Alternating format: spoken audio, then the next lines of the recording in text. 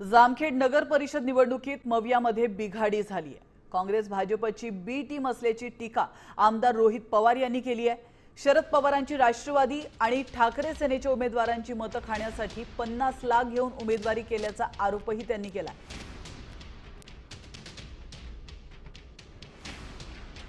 आपल्याला म्हणजे राष्ट्रवादी शरदचंद्र पवार या पक्षाला, शिवसेना उद्धव ठाकरे साहेबांच्या पक्षाला, शिवशाहू फुले आंबेडकरांच्या विचारात तडा कसा जाईल यासाठी या तालुक्यामध्ये असणारा जो काँग्रेसचा नेता आहे, स्वतःला नेता समजतो, त्यांनी एबी फॉर्म असे दिले की त्याला आपण एक म्हणू शकतो काँग्रेस या तालुक्यापुरतं मी म्हणतो की या तालुक्यापुरतं काँग्रेस ही भाजपची बी टीम आहे, बी टीम असं आपल्याला म्हणावं लागेल।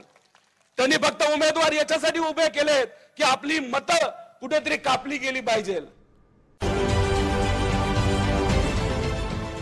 देश विदेशातील प्रत्येक घडामोडींचे लाईव्ह अपडेट मिळवण्यासाठी आता साम टीव्हीच्या सर्व सोशल मीडिया प्लॅटफॉर्मला लाईक, फॉलो आणि सबस्क्राईब करा।